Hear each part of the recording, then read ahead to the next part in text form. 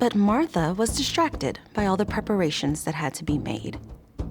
Tacky of Luke, wouldn't you agree? To include his opinion in the story. My story. In the New International Version translation, it's the only time distract is used in the whole Bible. That one place making mention of me. Thanks, Luke. There are many reasons people fail to live up to their full potential. Habits and actions that are harmful, excessive, toxic, sinful. Some of these can be disguised.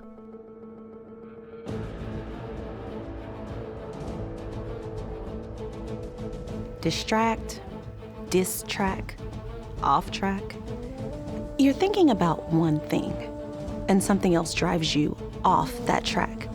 The something else doesn't have to be more interesting or more important. It just grabs your attention. Squirrel. Then you go from off track to one track. Squirrel, squirrel, squirrel. The loop. You're stuck in the loop.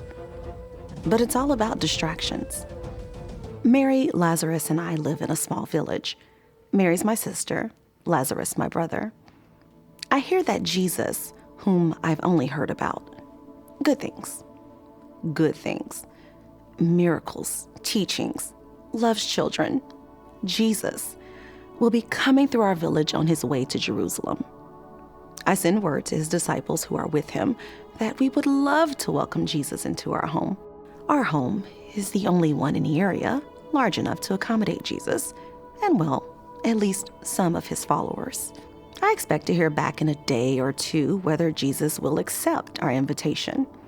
But less than an hour later, a man knocks at our door.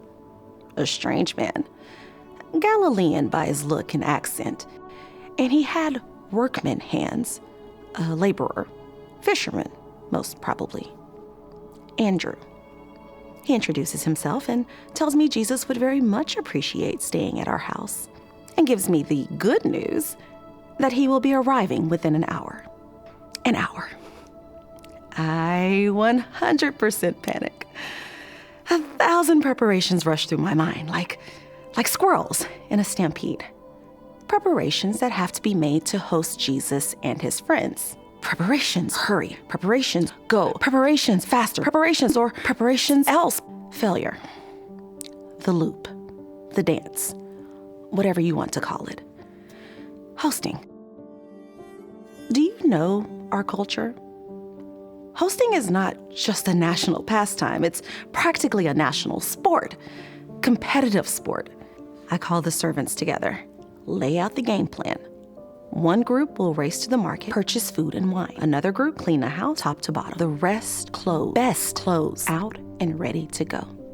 All must be approved by yours truly. Ready, set, and they're off. Mary lets me run the household, and once the plan is laid out, she pitches in to help. It's fine. It works for us. An hour.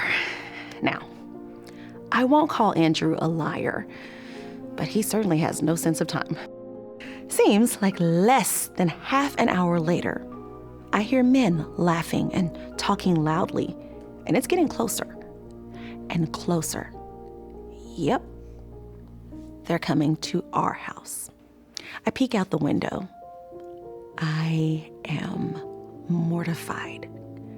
A crowd of more than 30 people. At our doorstep, the leader knocking at our door. Mary and I rush to open the door. The man introduces himself as Jesus. So serene. His smile. Kind eyes, but somehow a little sad. We open our house to him. He has only a few of his men come in with him, thankfully.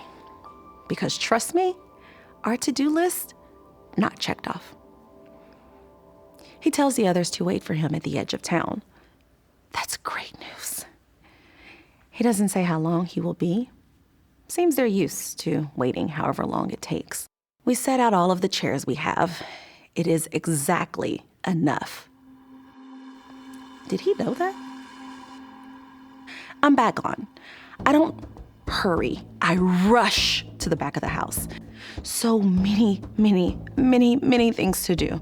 I must host Jesus well. Mary, on a carpet at the feet of Jesus, sitting, mesmerized, entranced. Nothing in the world exists for her except Jesus. Preparations for my guest must be finished. It's the Middle East, for crying out loud, and Mary knows this. Being a gracious host is the ultimate task, and we are way behind schedule. Later, I peek around the corner. Same. She hasn't moved an inch. Mary, everybody, in trances. Jesus must be amazing. But that doesn't help me. The world hasn't stopped, people. I walk into the room. Well, maybe a little stomp, actually, to speak my piece. Lord, don't you care that my sister has left me to do the work by myself? This was an honest question from my heart and my head. And then, oh yes, this is what I said. Tell her to help me. Glaring. Oh, I'm glaring at my sister, who is on another planet. Jesus looks at me. Those eyes, sad. Martha, Martha, you are worried and upset about many things, but few are needed. Indeed, only one is needed. Mary has chosen what is better, and it won't be taken away from her. I can't look in the eyes of anyone in the room beyond embarrassment. I have to get out of there. Andrew is sitting in the way. I'm trapped.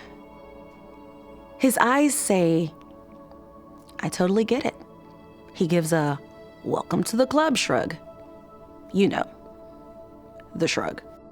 I turn, and all of the men, the same look. Welcome to our world.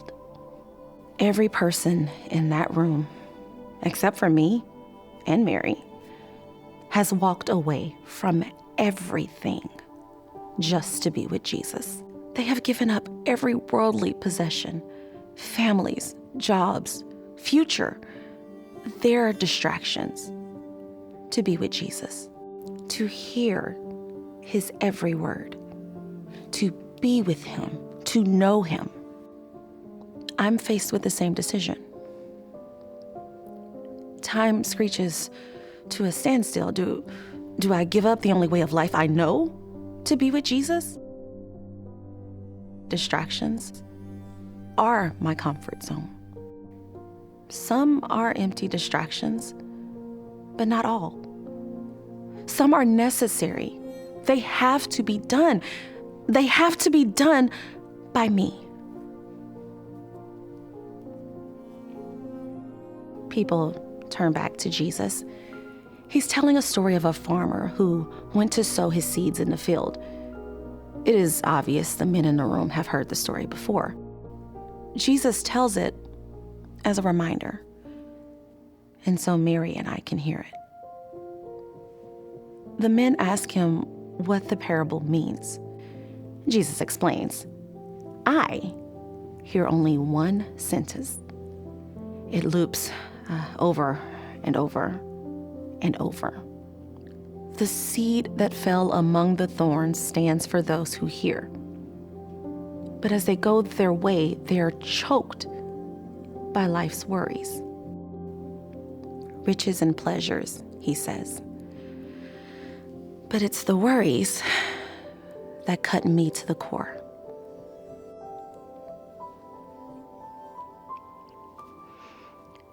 distractions. For others, riches, pleasures, their distractions. I sit before my knees completely give way. I'm a quick thinker like that. My entire life is a series of choices and actions that are my reactions to life's worries and riches and pleasures. I use distractions as a coping mechanism to deal with life. Well, actually, maybe to avoid things like true life. I am the seed that fell among the thorns. I look at Mary. She is giving up what has little value for something that has ultimate value. I go sit beside her. Distractions are useful. It's why we can't shut them out. Helps us avoid things. Emotional pain, relationships from going too deep, evaluating our self-worth even. Helps us avoid growing as disciples of Jesus, keeping us from church, Bible reading, helping the poor, visiting those in dire circumstances. Useful. But it doesn't work, really. Not then, not now. Not for me, not for you. You are worried and upset about many things, but few are needed.